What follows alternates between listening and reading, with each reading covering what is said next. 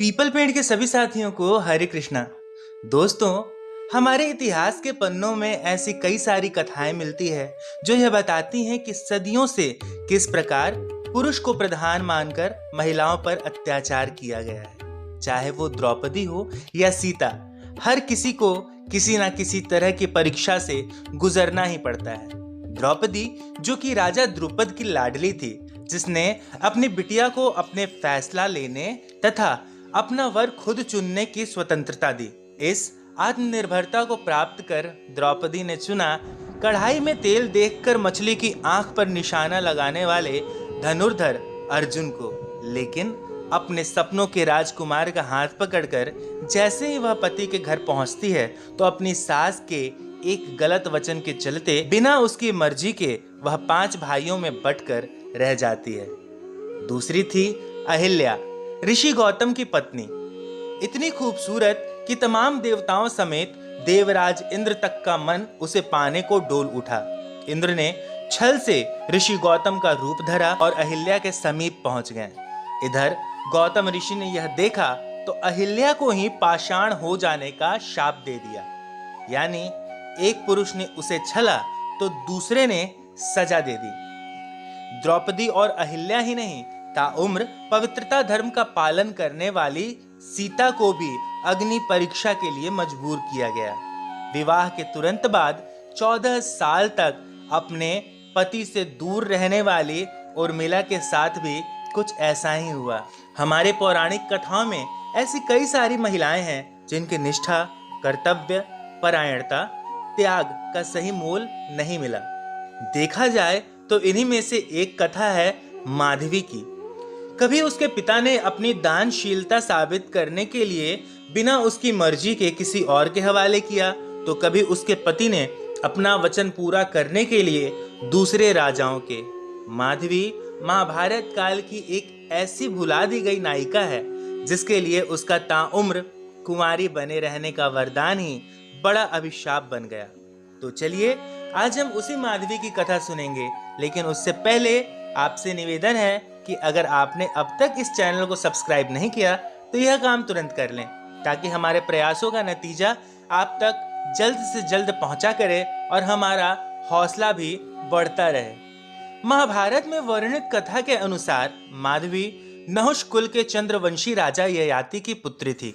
ययाति ने उसे मुनि गालव को सिर्फ इसलिए सौंप दिया ताकि वह माधवी को बाकी राजाओं को देकर उसके बदले श्वेत अश्व यानी सफेद घोड़े पा सकें। सुनने में थोड़ा अजीब लगता है पर कहानी सच्ची है।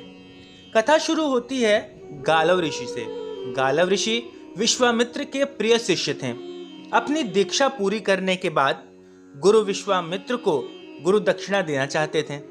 ऋषि विश्वामित्र ने गालव को कई बार मना किया और कहा, तुम 12 कलाओं में निपुण हो, यही मेरी गुरु दक्षिणा है। लेकिन गालव जिद पर अड़े रहे। तब गालव के हठ से नाराज ऋषि विश्वामित्र ने उसे 800 श्याम कर्ण श्वेत अश्व लाने को कहा। श्याम कर्णी श्वेत अश्व का मतलब होता है ऐसे सफेद घोड़े जिनके कान काले हों। वचन पूरा करने के लिए गालव निकल पड़े। उनको ऐसे घोड़े कहाँ मिलते हैं। हार कर वह आत्महत्या करने का मन बना बैठे। तभी पक्षीराज गरुण उनकी मदद करने के लिए वहां आते हैं। उन्हें दानशीलता के लिए मशहूर राजा ययाति की शरण में जाने के लिए कहते हैं। राजा ययाति के पास पहुंचकर गरुण और गालव ने सारा किस्सा कह सुनाया। लेकिन उस वक्त राजा ययाति की आर्थिक स्थिति उतनी अच्छी नहीं थी। उनके पास ऐसे घोड़े भी नहीं थे। लेकिन दानी ययाति अपने स्वभाव से मजबूर थे। याचक को खाली हाथ जाने कैसे देते। तब उन्होंने अपनी बेटी, जिसे दिव्य कोख का वरदान मिला था, उसे गालव ऋषि को दे दिया।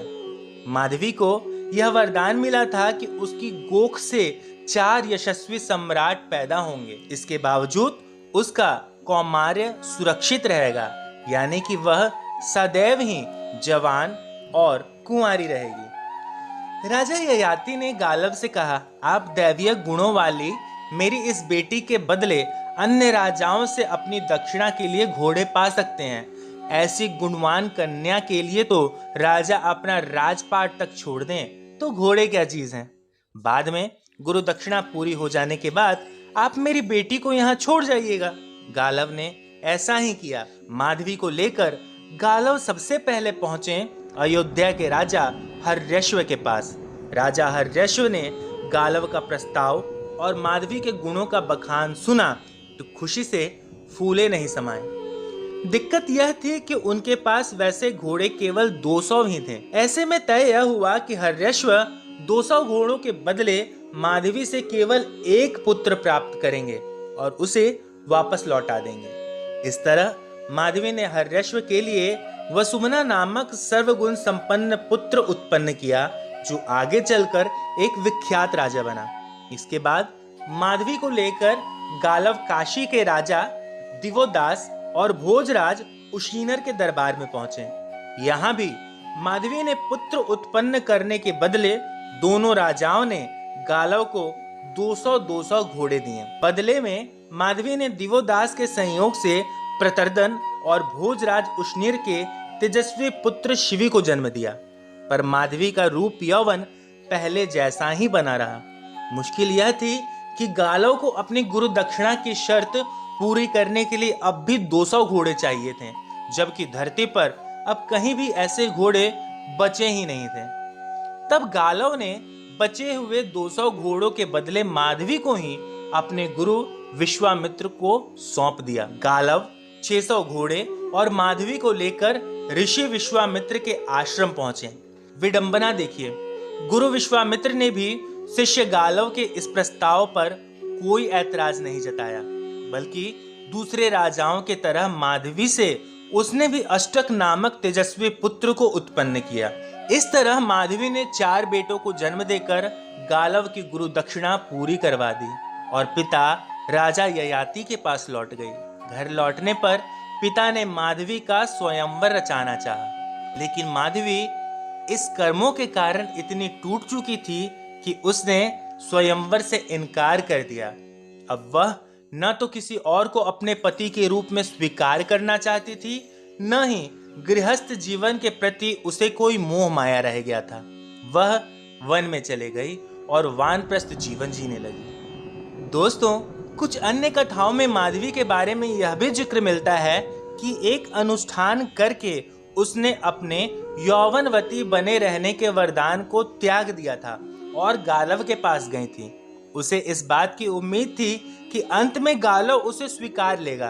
आखिर उसने जो कुछ भी किया था गालव के लिए ही तो किया था, लेकिन ऐसा नहीं हुआ। अंत में गालव ने भी उसे स्वीकार करने से मना कर दिया।